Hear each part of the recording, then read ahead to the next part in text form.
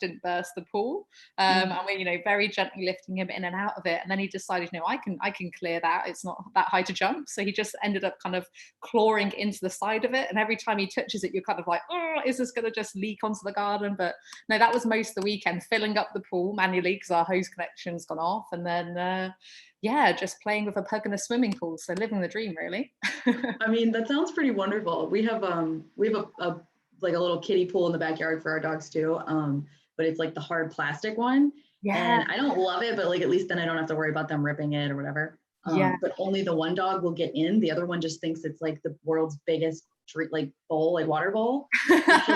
So like the English will just stand at the edge and like she'll slurp and then she'll kind of like sit next to it, whatever. But like my French bulldog, he loves to get in and cool his paws off. He'll like sit in the whole thing. He'll lay down and then drink while he's laying down. I'm like, wow, dude, you'd be right. He'd be right at home in ancient Rome or something. Like he thinks that this is just the most amazing thing. So these are the best.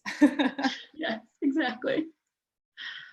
Oh man, yeah. So other than that, see, we've got 4 minutes to go. I see we do have some people starting to join us. So welcome. Thank you to everybody who's joining us already.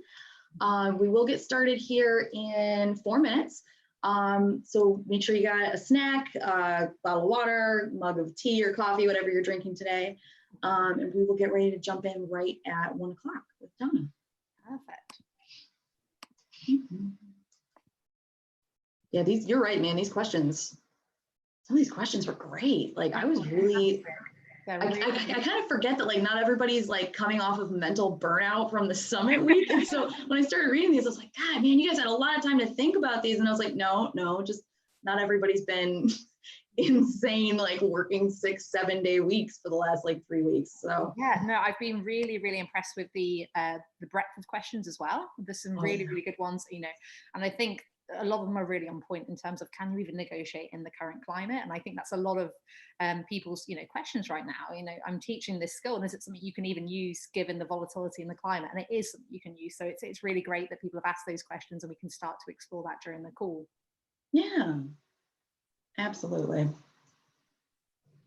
Oh man, I gotta turn off my phone, get what's all set up here.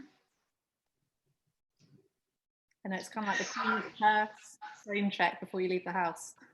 Right.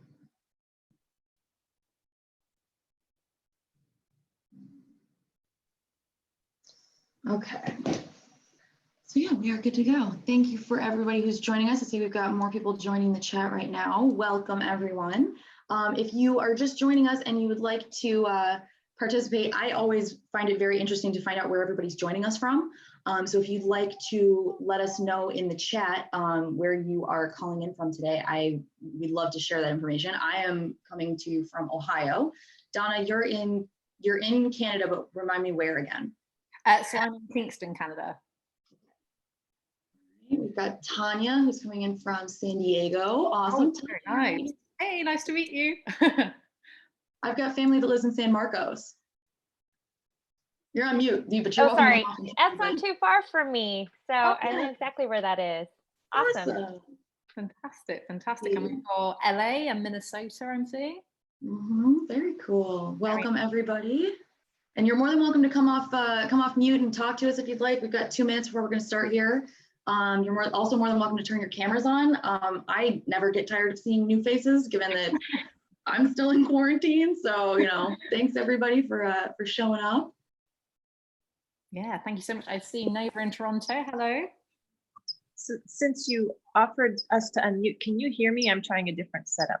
Yeah, absolutely. Oh, fantastic. Good to know. Thanks. You're welcome. Thanks for checking it out with us. Oh, wow. We've got Jadra from Croatia, but living in Dublin. Dublin's meant to be absolutely beautiful. I've never been, but I really want to go. It's on my list of places to go and visit. I have one of my best friends studied abroad in Ireland twice. She actually went 2 different years, and she absolutely loved it. If she could live there now, she would. Oh yeah. Oh, so cool. I think if we could even fly there now, we would. Yeah, it's nuts right now. I actually came back from Italy. I did my MBA in Italy through the University of Iowa. So I was living there for the past 10 months.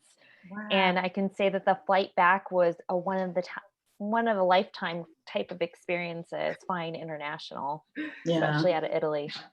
Oh my goodness. Yeah, the last place I went international was Iceland for my honeymoon that was in 2018. And it was gorgeous. It was unreal. I cannot wait to go back. It was beautiful. But the flying experience for me was a little subpar, mostly because we went budget on the tickets. And so where we flew in and out was we flew back into Cleveland, which is not set up to be really an international airport, although they do take international flights. And that was having to clear customs 3 separate times on one flight was bizarre. It was just so weird. All right, so I think we're about ready to start here. Okay, so let's, I'm gonna hit record and then we will get going. Perfect.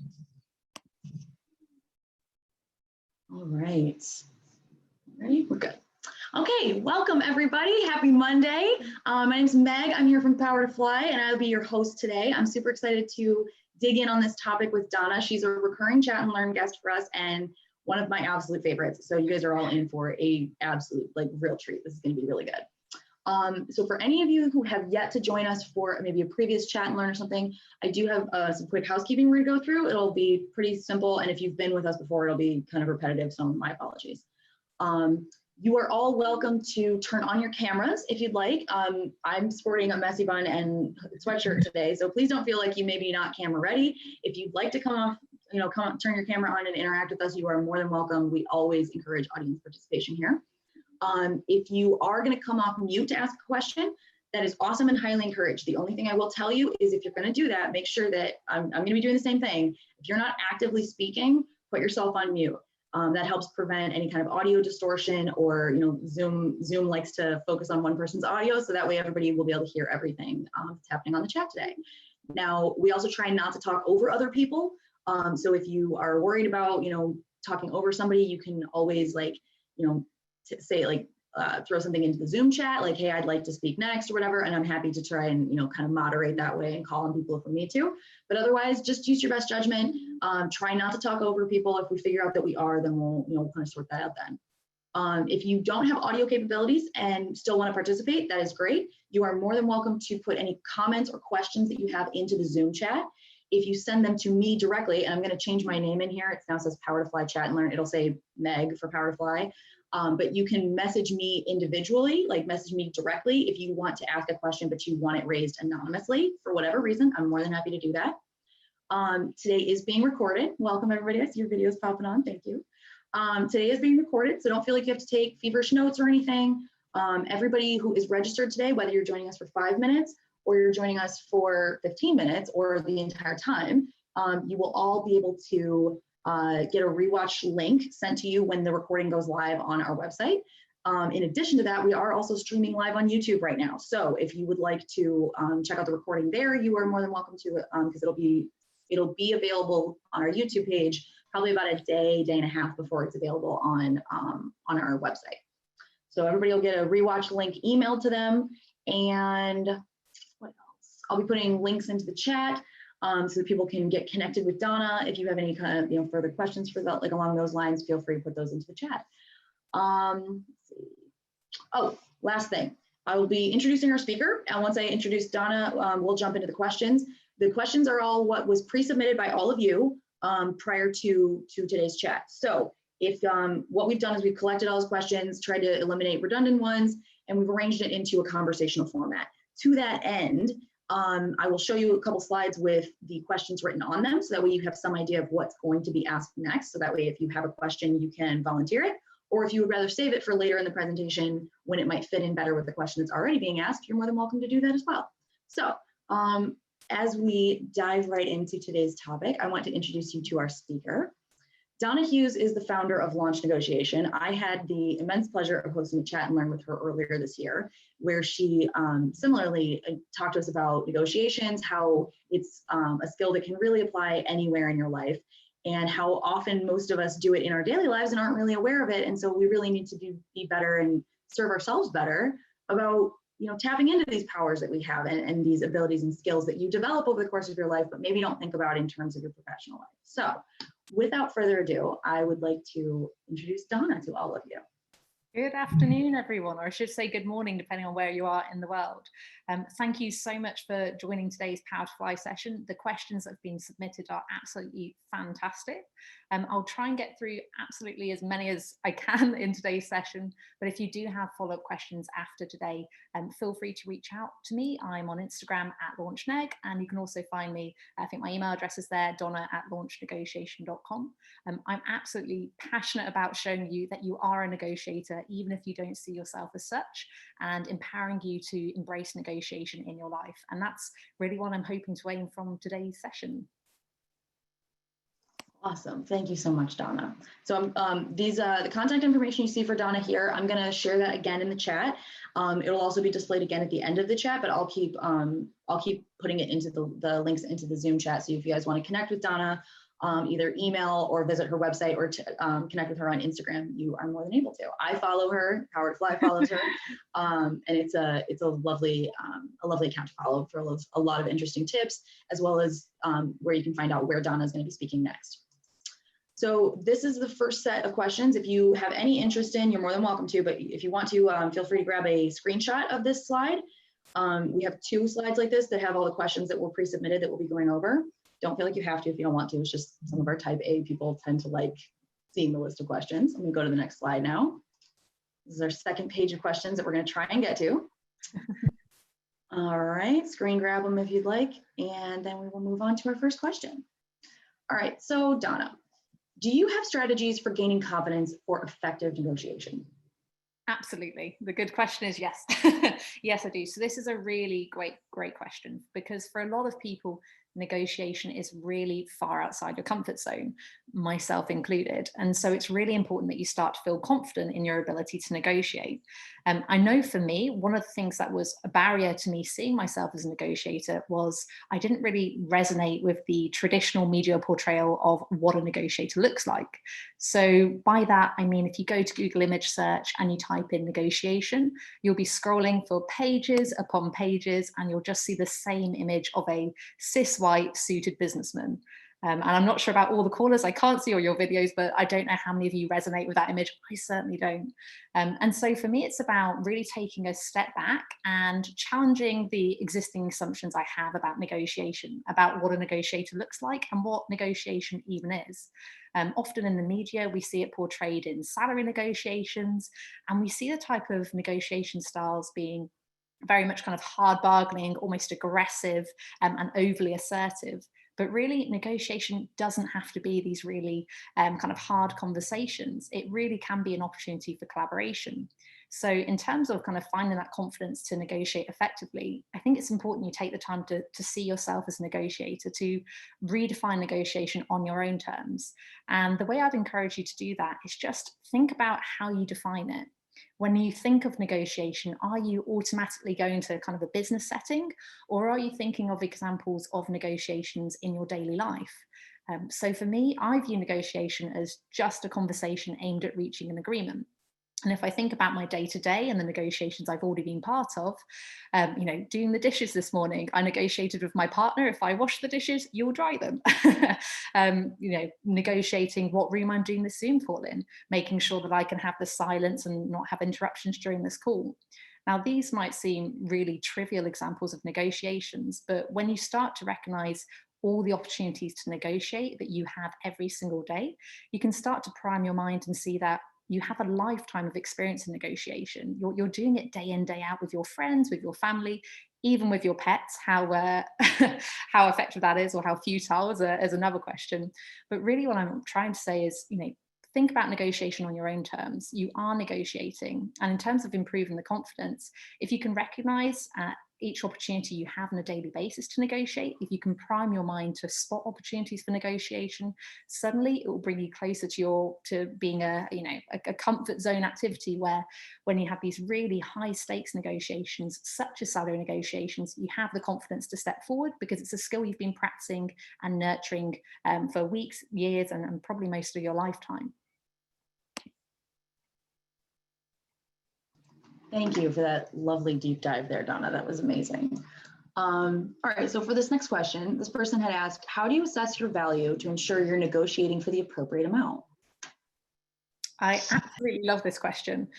So I'm talking as a woman here, but as women, we are far less likely, first of all, to negotiate our salary. So men are 4 times more likely to negotiate their salary than women. And then when we do go to negotiate our salary, we often ask for less than what men ask for. And I think it's really important that we have this objective assessment of our worth, because more often than not we underestimate what we're going for. And so when we do finally have that courage to go and negotiate for ourselves and advocate for ourselves, we don't ask for enough. So in terms of objectively assessing what you're worth, I would say try and use, the internet and market research as much as possible. So there's incredible sites out there such as LinkedIn, Indeed, Monster, any type of recruitment site. When you're looking for similar roles to the ones you're currently in, you'll be able to filter it in terms of the pay scale, and that will give you an indication of some of the pays and benefits for similar jobs in similar industries.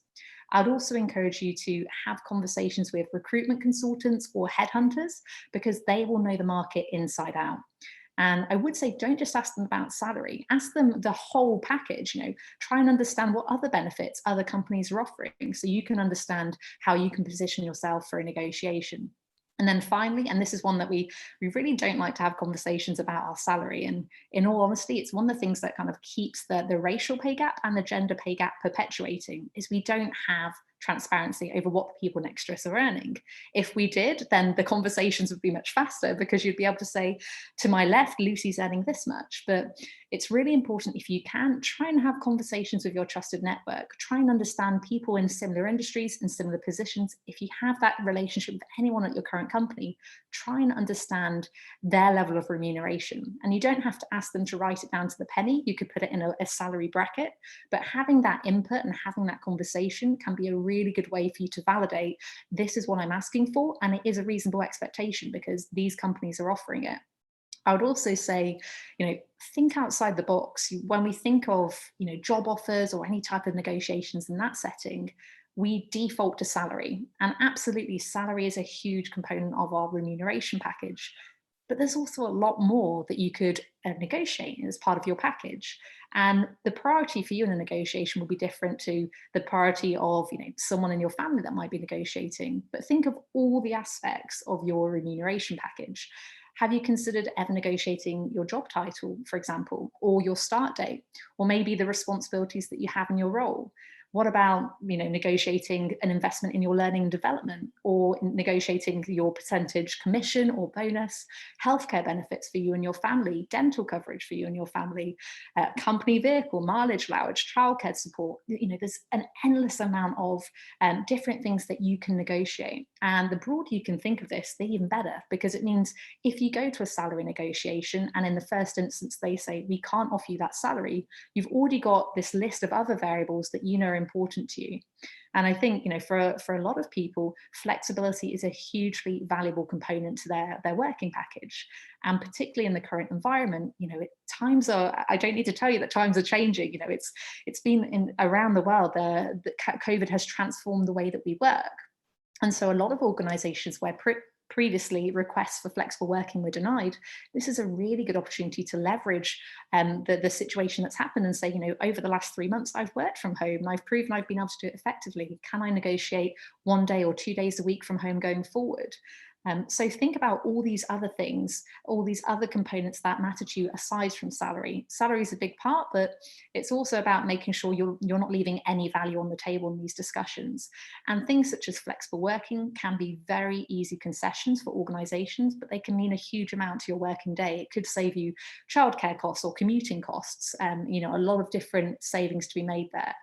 So I'd say do your research on the market, but also try and think about outside the box, what matters to you in terms of your remuneration package. This is another good call out that I remember from the last time we chatted, where one of the things we talked about was, like you said, like coming up with a list of the things that mean a lot to you or things that you really want in that ideal job. But not only is it helpful to come up with that list, but it's kind of helpful to, at least for me, weight those different things, those different you know, items that you put on that list. So like for me, a short commute time, yeah, it's nice, but like basically nowhere around in where I'm located is going to be that long of a commute. So maybe that's like, yes, it's important, but is it really as important as, say, being able to work remotely 1 day a week? Maybe not. So, you know, if you have, you know, kind of a priority list within, you can say, okay, well, they're not willing to give me like the first 2 things on my list, but those are actually the things that were weighted a little less heavily for me. But they are willing to give me the other 3 things on my list that, yes, they were towards the bottom, but they actually are things that are more important to me, you know, now that I think about it. So yeah, I think you're absolutely right in calling out that you need to think about this in a global sense, not just a dollar amount on a bottom line. You know, money can buy you certain things, but as we've seen in this current climate, you know, if you're increasing that dollar amount to cover childcare, and now childcare is no longer an option, you know, that the game has changed. The game's entirely changed. Exactly. And I think you're exactly right. You know, when I've talked earlier about priming your mind and seeing everyday conversations as negotiations, they really are. You know, we often think of salary negotiations, and don't get me wrong, that's an important one. But if you're living at home and you have a partner, those types of negotiations can be just as important to preserve your work-life balance. You know, making sure, especially in the current environment, you're not taking on the whole of the home duties and childcare duties if you have kids alongside your job, making sure you're having these negotiations with your partner or with the people that you're sharing your home with to make sure, you know, you're still preserving your own work-life balance. No, that's a very good call out. And the other thing that I think you did gloss over, especially I think is in the first answer to the first question, the fact that this is something that you can employ in multiple facets of your life, not only because like when Donna talks about negotiation, for everybody else that's listening to this for the first time, she's not talking about it in an adversarial sense. When she's talking about like 2 people coming together to try and figure out how they can both be happy with what the decision's going to be, it's all about that relationship. So negotiations don't have to be this like very adversarial, I win, you lose binary thing. It's more about, especially in the way that Donna kind of shows you how to do it, it's more about creating a relationship that is beneficial to both parties, so that not only have you like successfully come to a good agreement that's suitable to both parties, but now you have that trust built between you. So you're now willing to negotiate or discuss, or however you want to term it, more, you know, kind of high stakes things later on. And you don't have to have that unease and that, you know, apprehension before you have these discussions. Exactly. And I think you're completely right there. You know, going back, we mentioned the media portrayal, and I do encourage you after this, just go to Google, type in negotiator, and let me know how many pages you have to get in until you see a woman there. You know, the same thing happens in terms of this dominant media portrayal of what a negotiator looks like, but also how we negotiate. The types of examples that you see dominate the press, it is very much this competitive kind of win-lose situation, like Meg mentioned, very kind of binary, but in reality, the most effective negotiators I know aren't trying to just take, they're not just trying to win and see the other party lose. They're focusing on creating sustainable value. And by that, you have to build relationships that are nurtured by trust and integrity, by open communication, active listening. And, you know, the most effective skill any negotiator can have is the ability to use their emotional intelligence in a negotiation. So I want, you know, when I'm saying, you know, challenge what you think about negotiators, challenge what you think about negotiation. Just because you might not see yourself as someone that's particularly comfortable being overly aggressive or overly assertive, you don't have to be a negotiator. The best tool of many negotiators that I know is actually just to actively listen, to craft really carefully thought through open questions and actively listen to the answers, immerse themselves in the conversation so that when they're coming back with a counter proposal, they understand the needs of the other party and they're able to shape their proposal to accommodate those. Thank you for that. And I hope I didn't get us too far and, you know, off the track of what you're planning to discuss. Oh, fantastic. All right. So this person asked the question, I'm preparing to negotiate my salary for the first time. How do you suggest I come prepared to those conversations? So we started to talk about this a little bit in the last question. Do you have anything further you want to dive in, or do you want to move to the next? You know what I do, and for this one, I first want to say to the person that submitted this, fantastic, and please sing it from the rooftops that you've got the courage to negotiate your salary. The more we can have these types of conversations, the more we can share it with the people that we know, the more it builds conversation and makes salary negotiations the norm. So absolutely fantastic. In terms of preparing for it, so I've mentioned already about the importance of knowing your worth. So do your market research, make sure you're comfortable with the figure that you're asking for. And when I say comfortable, make sure that when you're preparing this figure, you know that you deserve it. You know, it's not just about what you want, but it's really about what you deserve. You should be comparing yourself to the highest standards that you possibly can and not underselling yourself. We've also covered the importance of thinking outside the box. So knowing that it's not just about a salary negotiation. It could be flexible working. It could be the job title, securing a job title that's going to propel you to your next position. I would then say, compile what I call a smile file. And all my smile file is, it's just a list of comments that I've got or feedback that I've got from any project I've worked on where I've made a difference, where I've created tangible results.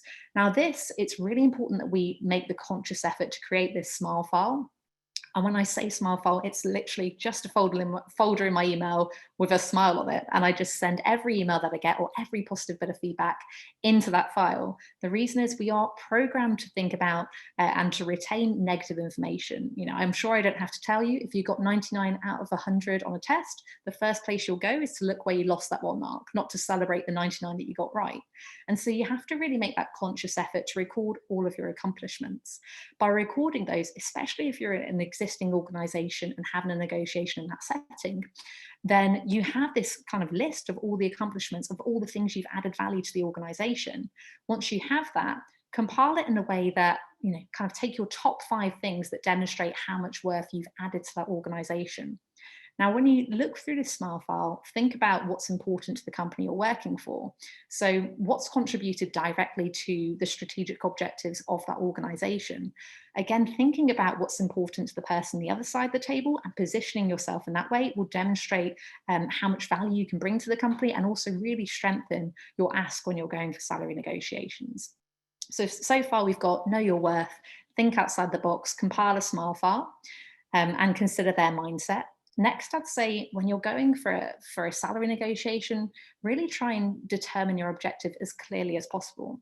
And by that, I mean, don't just say, I want a pay increase. Because if you just want a pay increase, that could be, you know, $1 extra a year, and suddenly you've achieved your objective, but that's probably not really what you're after. So try and quantify this if you can. Do you want a 5% pay increase? Do you want a 7% pay increase? What exactly is it that you're after? And then also consider what I call your BATNA. So BATNA, if anyone's read on negotiation before, it's just the best alternative to a negotiated agreement, BATNA. So you should always know this going into a negotiation. You should know not only your objective, but also what's the alternative, because sometimes there will be offers that are on the table and it's best just to walk away than to agree to them because they're not as good as the alternative that you could achieve. So know that going into a negotiation conversation. Finally, I'd say, you know, practice with friends and family. Once you've done your research and you've practiced how you're going to position it, by having this conversation with friends and family, they will be honest with you and they'll be able to say, you know what, when you actually approached it in this way, it wasn't quite effective, but have you considered approaching it in this way? It will also encourage your friends and family to share their own experience of negotiations they've been part of and also share tips in that sense. And then finally, especially at the current environment, be mindful of whether it's appropriate timing in your organization. When you have this negotiation, you want it to be successful, you want it to be effective. So you have to really tap into your emotional intelligence and think, is this the best time right now to have this conversation? And, you know, I'm not saying it's not the best time. For a lot of organizations, COVID has actually produced tremendous kind of unprecedented growth. Take antibacterial companies, for example, they've had a surge in demand. But just think about when you're initiating these conversations, really focus on, is this going to be the best time to have it? When's it going to have the most impact? And make sure when you're setting that time with your manager that you are making sure it's mindful. You know, whether it's you've got a performance review coming up in a few months, that might be the perfect time to schedule this negotiation conversation because you're naturally going to be reviewing all of your accomplishments and your manager will likely be singing your praises and going through your smile file with you. And then, you know, final thing I'll say, I know I've been doing this monologue, but I would say, step forth and negotiate. You know, we've talked about how you've assessed the market. You know you're worth it. You've gone through your smile file. You've seen how much value you're adding to that organization. You are, you know, you're entitled to ask for what you deserve. And even if money isn't an important thing for you, it's important that you get what you deserve. It's important that you get what you ask for. And, you know, the worst case scenario, even if they can't give you the salary increase right now, we've talked about the other variables that you could explore. And also, you know, the door doesn't slam on you. You could say, well, when can we revisit this? How about in 4 weeks' time or 6 weeks' time? So, you know, by having the courage to negotiate, by actually standing up and advocating for your worth, you're making sure that there's no value left on the table, but also think of all the friends and family and people that you can share the story with, and how many people you'll inspire to go and advocate and stand up for their own worth too. Absolutely. Thank you for that. I think you're right. It's you know, the power of just opening conversations about this can be amazing. It can be really, really life-changing for a lot of people that maybe didn't think in terms of the different kinds of areas that you really can negotiate. So one thing not to throw you off your game, because I know you were very prepared for today's session. We did have an anonymous question that was sent in. I'm really interested to see if you have an answer for it. If you don't, that's okay. We can always respond back to this person after the meeting is over when you've had time to think about it. This person had said, do you have any advice or tips on how to leave a job while trying to keep the door open in the future? I'm leaving my job for school to take a course in HR for their second career and may want to return to the organization later in a different capacity. Is there a way to utilize negotiation in this example? Definitely. So this goes straight back to this kind of collaborative approach. So one of the most important things in negotiation is to think about the other party's mindset. Often we think so much about our own situation that we forget that it's the person on the other side of the table that we're negotiating with. So straight away, when I think of this other company that you want to return to, from their perspective, it's going to be a lot more cost efficient to bring you back, given they've already trained you, invested in you, and they also know that you're a good fit for the company. So for them, it's to their advantage to retain you. It saves them future recruitment costs later down the line.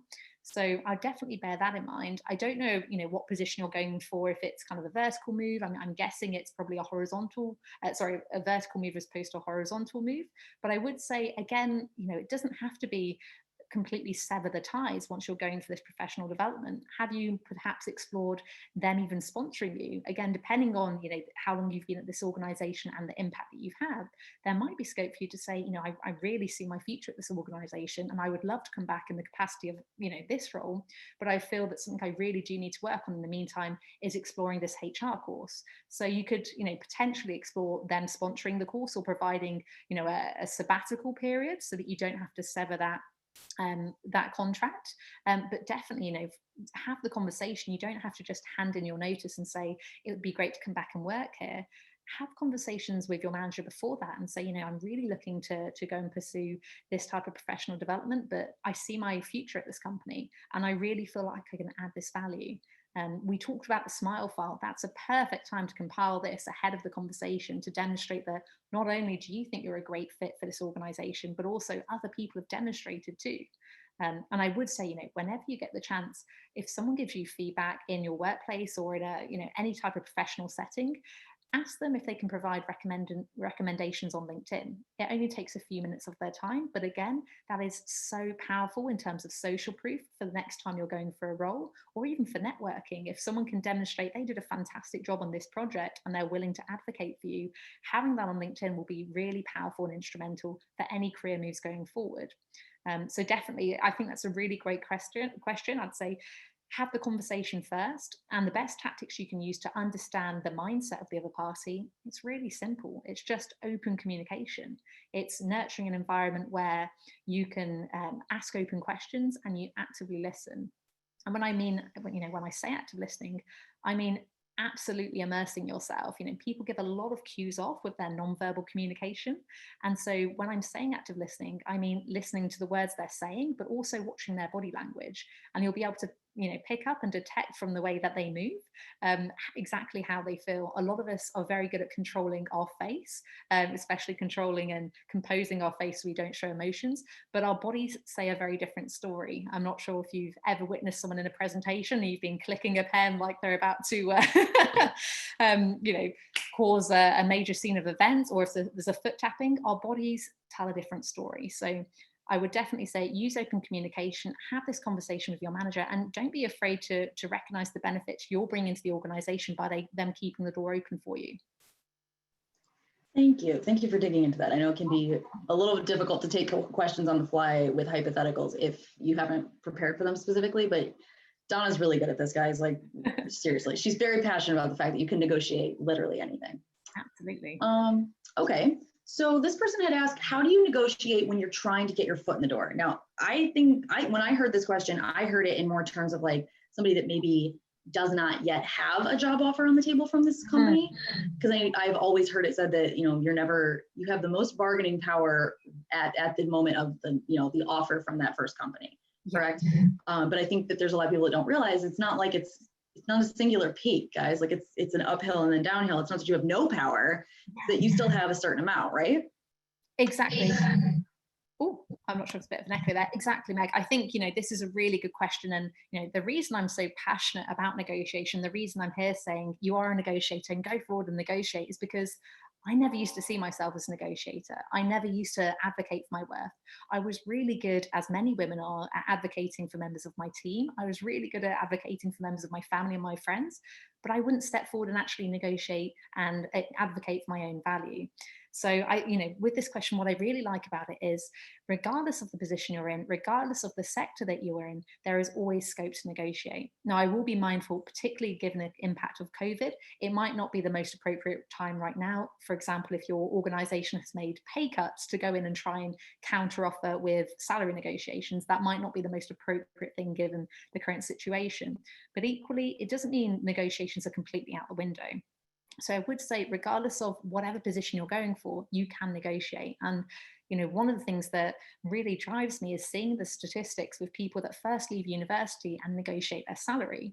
And when you look at the gender pay gap, it first emerges at that very early level, when that very first job post-university, there's differences of up to 8% between men and women's salary, purely because men aren't negotiating, men aren't asking for a higher salary. And when you look at the two candidates' resumes on paper, they're very similar. They've got very similar educational background, very limited work experience at that point, but men are still stepping forward and negotiating for their worth.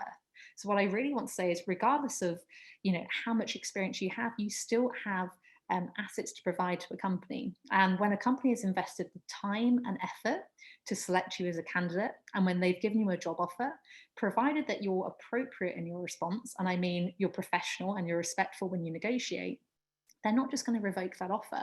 They want you. They can see that you're the best candidate. They've spent weeks, if not months, trying to find the best candidate for the company, and they've decided that's you. For them, again, think about their mindset. They just want you in the door. So often, we can think, oh, do I risk losing this offer? But providing you approach it in an appropriate way, in a professional way, it's highly unlikely they're going to revoke an offer. And one of the questions I ask every single HR person I ever come across is, the biggest fear a lot of people I talk to have when it comes to salary negotiations is that someone's going to take that offer away.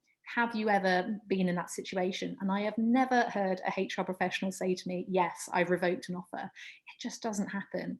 Again, it's about being, professional in your approach, not just, slamming a figure down on the table and walking away. It's about being professional. But even if they can't give you that figure, you've paved the foundation for a negotiation 3 months down the line or 6 months down the line once you've demonstrated your worth at the organization. And most of the time when, especially for new roles, companies are expecting you to negotiate back. The manager at the other side of the table has been given a range in most occasions, and they're just trying to choose whereabouts you fit in that range. And that's down to their assessment. So they're often going to be trying to give you a very competitive rate because they want to make sure they're not kind of overpaying you or making an overly generous offer. But if you go back and counter, they already know how valuable you'll be to the organization. And perhaps most importantly, at the offer stage, they've seen that you'll be the most appropriate cultural fit for the organization. And that's really hard to find as well. So I would say, you know, you're in terms of going for a salary negotiation, you can do that at any stage in your career. And I'd really encourage you to think about the people in your life, particularly the women, and encourage them to negotiate, even if it's that first role, even if they don't have a great deal of experience, because the more we negotiate, you know, the worst case scenario, we don't change our circumstances. The best case, we've made sure that no money's left on the table, and we've paved the way for a negotiation and a pay increase months down the line. Yeah, I think that's a very good thing to point out, is that even if you know, you have somebody that's doesn't seem to be open to negotiation, you can negotiate about whether or not they're open to negotiation and when that takes place. I know it was something that we talked about on the last call a couple months ago. We do have people in the chat asking anonymously, you know, what to do about negotiations. How can you negotiate with somebody who either flat out refuses to negotiate, especially in terms of, you know, salary or your remuneration package, or, you know, how do you negotiate with someone who is an openly adversarial party to you? And I know we touch on this a little bit. I think we touch on this in some questions later. So if you'd like to hold those questions for later, I'm fine with that. Yeah, I think we touched on it towards the end, but I think, you know, these are really good observations as well. And I would say, you know, we've certainly all been in those situations where someone is just not open to a negotiation. I'd say the biggest thing in those is again, just trying to kind of crack that mold, so to speak. And I don't mean in an aggressive way, I just mean nurture an environment where they feel comfortable opening up a tiny bit to you. So especially this tends to be dominant with someone with a very large ego. And the ego is the biggest enemy you can have in a negotiation, because it throws rational decision making out of the window. So if you're finding it very hard to have a conversation with them, if you're finding that they're very abrasive and just pushing off the negotiation, I often find, in all honesty, the same people that have these types of approaches are also the same people that like to talk and talk and talk. And I appreciate I've been going for nearly 35 minutes straight, but if you can have someone talking a lot in a negotiation, every time they're talking, they're leaking information and they're giving cues of their verbal communication and their non-verbal communication about how they really feel.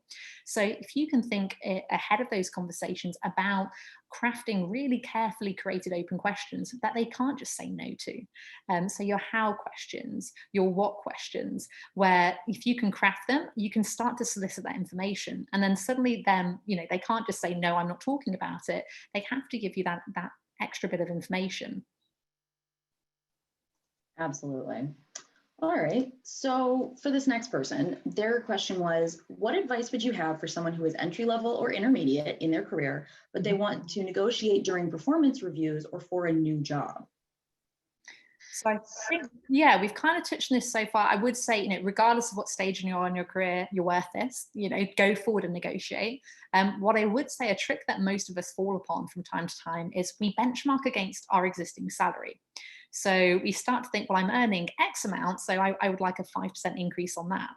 But really, if you're going for a new role, it's often you're going for a vertical move, and therefore there's greater responsibilities. And so your benchmark shouldn't be your existing salary. It should be what's competitive for the new role that you're going for.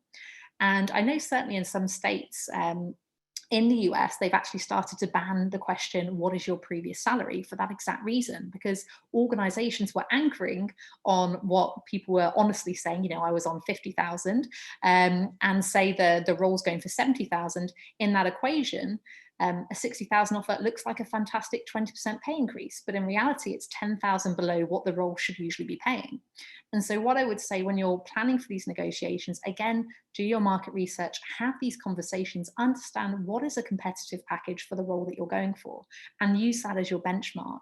Even if in your mind you're thinking, I want a 20% pay increase, make sure you're anchoring against the most competitive offer that goes for that industry, because if you're negotiating, it's important you know and you feel comfortable with the figure that you're asking for. And the best way to do that is do your research and make sure that when you're going in there and you're having that conversation, you can say, well, my understanding based on research X, Y, Z is similar roles are paying this level. And of course, remember, if you give any number, they are almost obligated to counteroffer you. So if you're after 60, don't say, I want 60. Go higher. And I think someone added a question saying, you know, what does it mean if you ask for, if you know your worth and add tax? It's kind of that response. It's making sure that you don't undersell yourself. It's making sure that when you put that first offer on the table, you're aware they're probably going to counter it. And so you want to make sure that's, you know, above what you're actually trying to walk away from the negotiation with. All right. So, okay, so for this next question, this one's, we're going to move away from the salary a little bit and more into like kind of the other things you can negotiate for. How can I negotiate work responsibilities or tasks? So maybe I took this question to mean somebody who already has certain things on their plate and maybe wants to jettison some of those things, but it would also honestly probably be just as fitting for somebody who wants to take on either some new or different, maybe you're not trying to get less on your plate, you just want different things on your plate. Yeah, I think this is a really good question because again, it takes us away from financial transactions. And, I started the call saying this, and I'll say it until the cows come home, so to speak. It's, negotiation transcends every part of our lives. And, a huge part of negotiation could be negotiating deadlines for your work responsibilities. And it could be negotiating if you're having any support on certain tasks. So what I would say, if you're in a position where you've got multiple tasks that have been assigned to you and it's just not feasible for you to get them done within the time frame, I would say assess what the priorities are. If you're not sure, if you've got multiple managers giving you tasks and it's very difficult to decipher what the priority should be, go to your manager and ask for their assistance in trying to work out some type of pecking order in terms of how you should address these. And I'd say manage expectations. Try and do this from the very offset. So when someone first gives you a task, I think, if you're anything like me, you want to get a fast turnaround. You want to show that you care about them and you want to make sure that you deliver the work as effectively and efficiently as possible. But some deadlines that people make up, they've literally just plucked off the top of their head. So they might say, oh, if you can get that back to me by tomorrow. So I think when they first set you that task, again, use open communication. Oh, what do you need this for? Try and explore it a bit more so you can understand whether that deadline they've given you is actually a firm, hard deadline or whether they've just done it because it's the first, day of the week that came to mind. And I think at that very early stage, if you can manage those expectations and say, I'm actually really busy, I'm doing this work for Susan, which has to be in by next Tuesday, but I should have availability by next Wednesday, so I can get this through to you by next Thursday, will that be okay? Outlining those expectations, giving them that time frame. Often I find, in all honesty, when I've been given work before, when I communicate the time frame, if it's not something that works for them, they often just say, what, I'll just do it, I can do it myself on this one because it sounds like this is a priority. And that does sound overly passive aggressive, but often, again, it's just managing those expectations. Sometimes people will ask you to do things, and if it doesn't fit in with your workload, it's making sure that you are prioritizing the right tasks. So I'd say manage expectations from the offset. And of course, if new tasks get given your way and your deadlines have to change, having that communication at the earliest stage for the people that have set you those tasks. So again, you can make sure they are aligned with what you're trying to achieve within what time frame. I think that's the most appropriate thing. And you're right. I mean, doing that kind of research could also reveal very easily things that would be very simple to remove from your plate, or things that really shouldn't be on your plate in the first place, or things that are maybe not quite a large lift for you, but they don't take no time. And so if it was, if it's easy enough to just hand that off to somebody else, then you've already started freeing up space in your schedule for different tasks. Exactly. There's one of these curses that we have, and I'm sure everyone on the call has experienced this, that the better you are at something, the more you kind of get work given to you because you're reliable and you can deliver a really good job. But obviously, if everyone follows that pattern, it's going to be overwhelming and you're not possibly going to be able to do all the organization's work. So I think it's important to know, in terms of what are your primary duties in your role, but also, think about it from a learning and development perspective. What is also going to contribute in that way? But certainly, I think, if it's difficult for you to prioritize based on, an overwhelming workload, that is where your manager or your leadership team should be able to support you and should be able to align you with what the priorities for your position are and for your team to make sure that you're not overwhelmed and you can perform effectively. Yeah. All right. So for this next question, I feel like, again, I feel bad. I feel like we're sort of kind of bouncing around between a couple different topics, but so much in this subject matter is kind of interrelated. Yeah. So this person had asked, can or should you negotiate once you're already working for a company, i.e. when getting promoted to a new job internally? Now, I feel like having listened to you twice now, the answer is a resounding yes, you absolutely should. Would you care to give any more detail on that, or do you think we've covered it enough thus far? You know what, at the risk of sounding like a broken record, yes, absolutely, you should. Again, I've just emphasized the importance of the SMILE file in these instances. So if you have worked at an organization, and even if you don't have one right now, create it right now. I'm asking you, every time you get verbal feedback, send an email to yourself with that feedback. Again, it sounds arduous in a way, but that means that when you do come to these really high stakes conversations, you're going to have this huge compilation of examples of how you have been able to add value to your organization.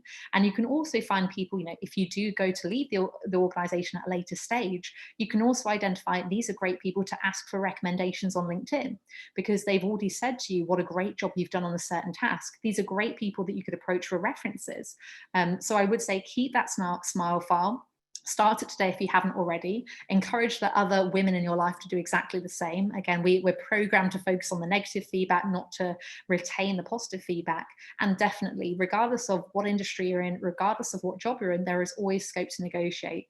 I would say almost even more important once you're part of an organization, because if you're staying there for a long period of time, it's important that you have these conversations to make sure you get the opportunities that continue to provide you the development. And a lot of organizations, they'll work on, kind of a salary grade basis, where if you're in a certain salary grade, you're eligible for certain positions. So you need to carry on those conversations. You need to keep asking for what you deserve to make sure you can continue your career progression.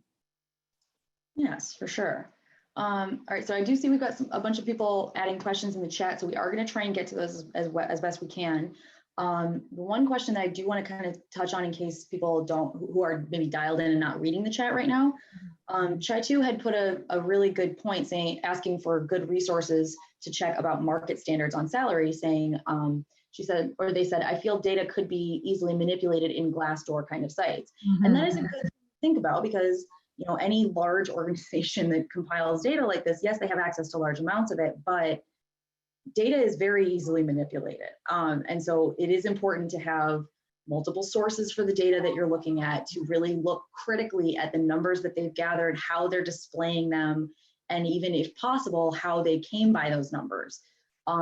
If you're looking for other sites that are similar, especially just for salary resources, depending on where you're located, I've done this several times, but start with a basic Google search and just start clicking on the links that you see. It can be kind of hard to tell at a glance what sites may be more reputable or maybe less reputable, but compiling more data to add in will make it so that even if you do stumble on a couple sites that have kind of low ball numbers or kind of high ball numbers, you can help kind of average out and get to a more reasonable place. And it never hurts to say, if you come to a negotiation saying, I want to earn $100,000 for being a lion tamer, these are the sites that, these are the, the points in the research that I did to back this up.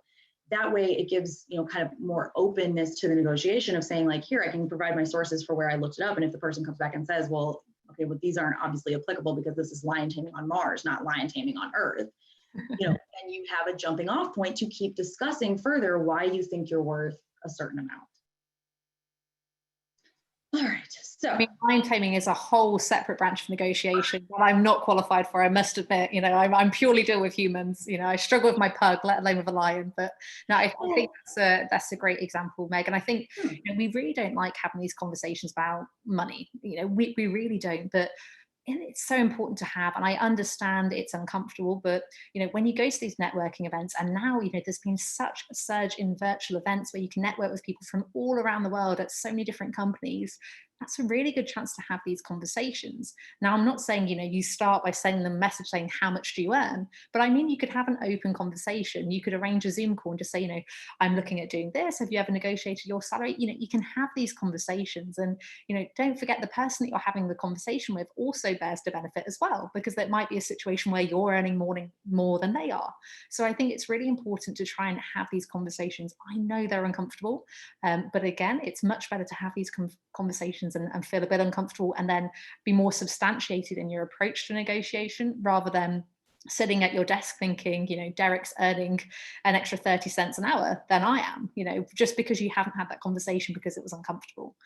So I think definitely I agree in terms of the data integrity of online sources, but if you can also start networking, and now's a great time to build up a global virtual network of other women in similar industries, and also other men too, that's a great way for you to extract data in a rather kind of anonymous format. Again, it doesn't have to be face-to-face. It could be a conversation that you're having on Zoom. It could just be an audio conversation. That's a really good way for you to kind of validate your market research. Exactly. All right. So Moving on to this next question, which people in the chat had sent in anonymous questions that were a lot kind of along these same lines. This person had written in asking, how do you negotiate in meetings with strong personalities? So we also sort of touched on this with, you know, somebody who flat out says no to a negotiation, or someone who is maybe a very adversarial party pre-negotiations. Yeah, we all love strong personalities, don't we? And again, type negotiation to Google. I think Trump's the first one that comes up. You know, I think these types of characters that I find that are very much kind of fingers in the ears and singing when you're talking, absolutely, they're strong characters, very much driven by ego. It's certainly a challenge in negotiations, but I think, you know, at a very basic conceptual level, people just want to be heard, they want to be understood, they want to feel safe. And, you know, often these kind of, you know, peacock feathers that are shown in negotiations, it is someone's vulnerability that they're trying to hide. So I think trying to create an environment where they feel like they can be heard. So again, letting these types of personalities, I find, dominate the conversation can actually be really effective, because every word that they're saying, especially if they haven't really rehearsed this conversation, if they're just talking off the cuff, you can pick up cues and they can sometimes contradict themselves, and you can pick out a lot of information just by asking them questions, because often, again, with strong personalities, they very much like to hear the sound of their own voice. So if you can ask them questions that allows them to say that, not to say they will trip up, but at some point they are going to divulge information that they wouldn't have given you otherwise.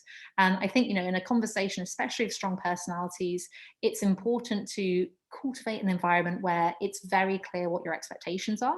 We've already talked about the importance of kind of a collaborative approach to negotiation as opposed to a competitive. That probably won't be very natural for that type of personality we've just talked about. So it's about using open communication, active listening, and in a way, making them feel like they're in control, because these types of characters, they're not going to tolerate conversations if they don't feel like they've had their fair say. But again, recognize that, you know, the person that actually holds the most power in negotiation is the person that listens, is the person that isn't dominating the conversation, because that person, meanwhile, whilst they're listening, is they're picking up on all these cues that the other person on the other side of the table hadn't realized they'd given. And then they can position themselves that much more effectively for the next conversation. But I would say certainly with, you know, strong personalities, it is a challenge, but people negotiate with people using the similar tactics that you would with anyone in any other situation with a strong personality, to try and build that relationship, express empathy, use your emotional intelligence to extract what you can from the conversation. Those same tactics are going to be really pivotal in an effective negotiation with a strong personality. All right, so I know we're not going to be able to get to all the questions. We've only got 9 minutes left, so we're going to try and get through these as best we can. What tips can you provide for negotiating without being viewed as ungrateful?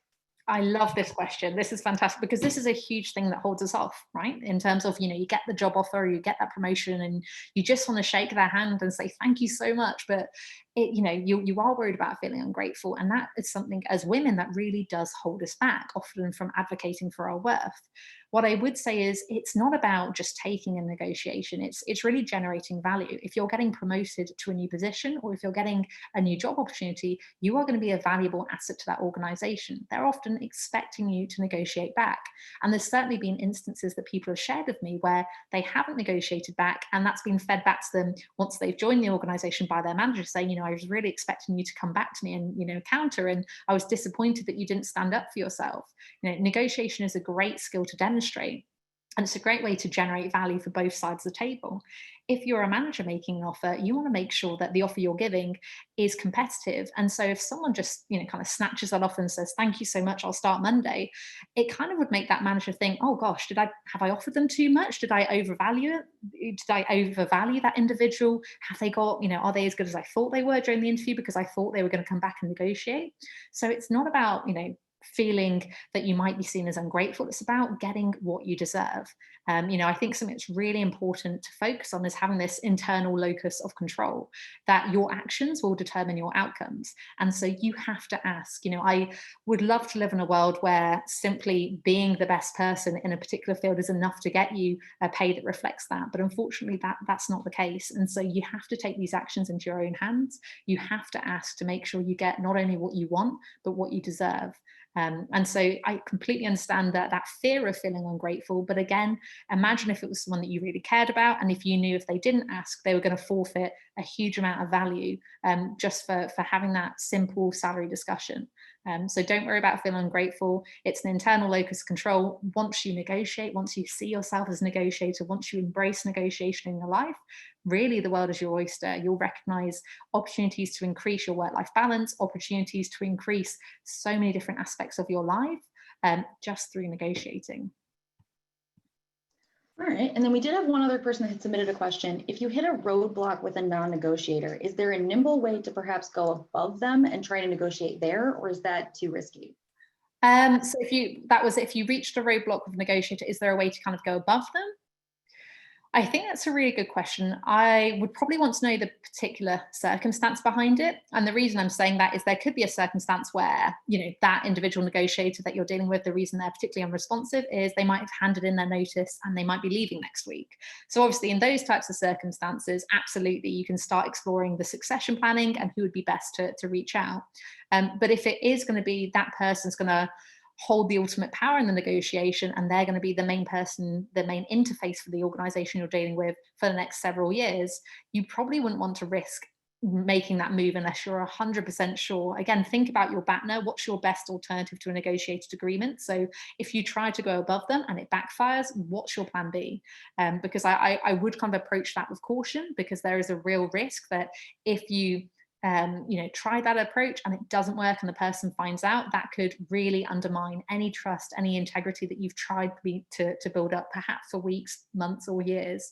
So I'd want to know a bit more about that individual situation. Feel free to reach out to me afterwards and I'll happily give my penny's worth. But I would say that one approach with caution, but I understand the concern, especially if it does feel like a roadblock. All right, thank you for that.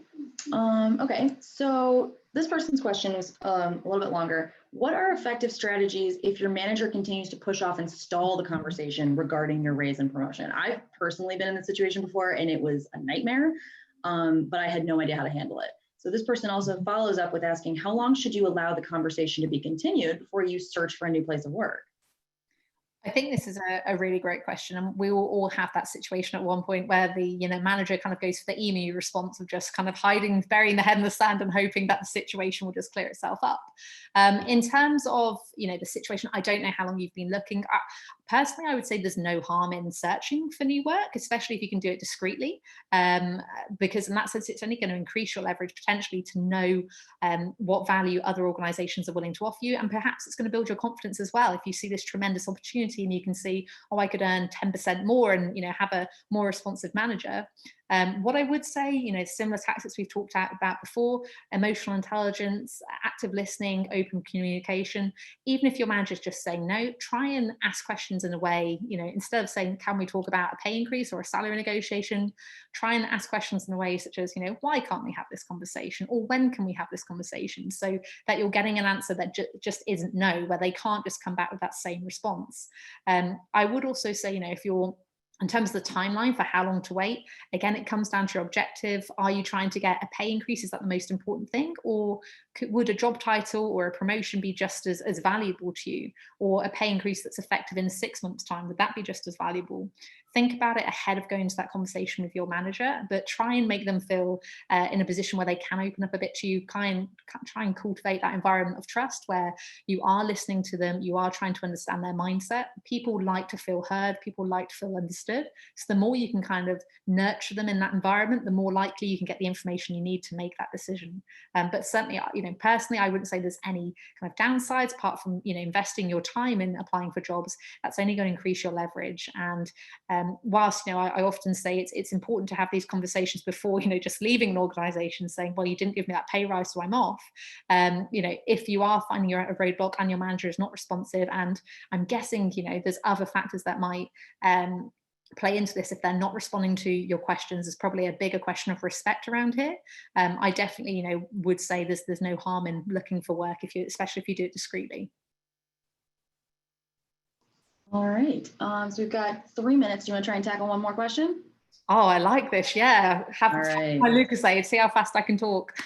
What advice do you have for preparing for a tough negotiation in the current climate, COVID-19 to be more specific? And I think this is important because there's a lot of people that, maybe companies 4 months ago were in a place where you could have negotiations on a lot of subjects, and right now it might not be the case. Exactly. And I think this is great. I mean, the first words that I noticed from this were tough negotiation. So I would just challenge the person that wrote this. It's a great question, but I would just challenge, when you're saying tough negotiation, are you thinking about this kind of hard bargaining approach where you're just looking at win and taking, or are you looking at kind of beyond win-win, kind of more collaborative approach? Because negotiations, they don't have to be tough. They can be challenging, but they don't have to be tough in your approach. So I'd think about that. But in terms of the current climate, absolutely. You know, I know a lot of people that have been in situations where there've been pay freezes across their companies. In those situations, I wouldn't be recommending going for salary negotiations at this stage, but you could initiate conversations to talk about when you could revisit that at a later stage, maybe your next performance review. You could also explore and, you know, build your smile file and interim if you have picked up additional responsibilities over the last few months that are outside the scope of your work. Build that up so that next time you have that performance review, you can have that conversation. When you're approaching a negotiation, it's about timing. So think about, is it best to have this conversation now where it's more risky, or maybe in a few months' time where it might be most effective? But I would say not every industry has experienced the pandemic in the same way. Use the same tools that we've talked about: emotional intelligence, open communication, empathy, and active listening to really understand the situation your organization is in. Just as I'm saying, you know, organizations have made job cuts and pay freezes, I also know people that have come to me and said, hey, I watched your talk and I negotiated a 5% increase. So it's not just a case of the same industry has been impacted in the same way. Every industry, every company has changed and transformed differently as a part of COVID. So ask the questions to your manager. And, you know, I would say in the current climate, you know, a really good example that I heard of the other day for a negotiation where someone saved hundreds of dollars was just by negotiating their car insurance. They phoned their car insurance provider and said, you know what, the last 3 months I haven't driven at all because I've been working from home.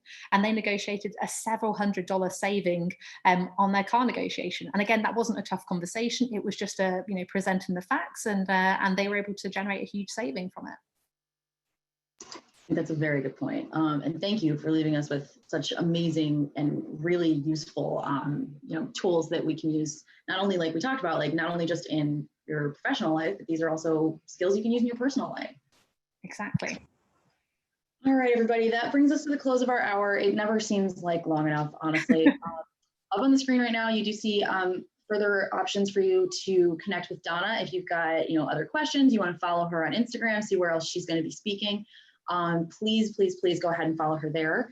If you have any further questions about today's session, you're always welcome to reach out to hi@powertofly.com. I'm usually the person answering those emails, so you're more than welcome to reach out there. And thank you to everybody who joined us today and also submitted such great questions both before and during today's session.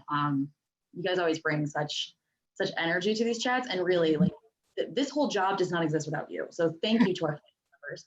And then absolutely a heartfelt thank you to Donna for spending time with us today and lending us your expertise. Oh, thank you so much. And, just to end the call in terms of saying thank you so much for your engagement. Thank you so much for your questions. And remember, you are a negotiator. You're doing it every single day. And the sooner you can embrace negotiation in your life, the sooner you can transform it. So I look forward to hearing from you, and thank you so much for your time. Thanks everyone for joining us. I look forward to seeing you all on more chats going forward.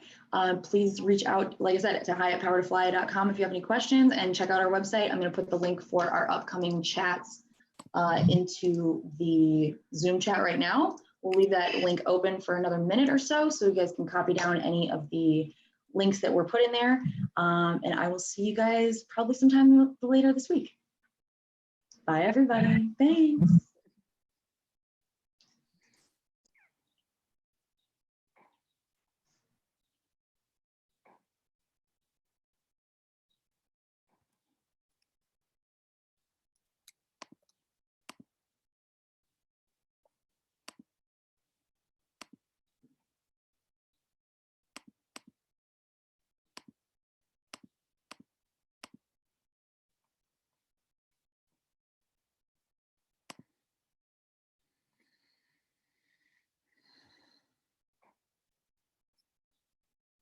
Meg, thank you so much for your time. Sorry, I lost my video. You're welcome. Thank you so much for joining us. This is always a really good time for me, so thank you. Oh, thank you so much. No, I really appreciate your energy. And it's, you know, it's so nice hearing as well. You say, you know, this is what you can negotiate. It's, yeah, it kind of, I absolutely love that. So thank you so much for all you've done to coordinate it and for the very, very kind and generous introduction. I do appreciate it. Anytime. And if you have any luck negotiating with your bulldog, either type, then let me know, because that's a tactic I'm still struggling with. Oh God, I have no like leverage. Absolutely none. I might hold the treats, but somehow she just, you know. Exactly. Like they're able to work around you so easily, and it's just like, no, I know I'm smarter than this. That's the thing, though. They know your mindset, right? They're like, right, I know if I do this face, then I've got them at the. Oh God, she just has that like sad, scared face, and I know that's how her face looks, but like it kills me every time. Mm. All right. Well, I'm going to jump, but I will. I look forward to working with you again, hopefully very soon. Yeah, you've been amazing, Meg. Thanks so much, and have a great day. Thanks, you too, Donna. Bye. Bye.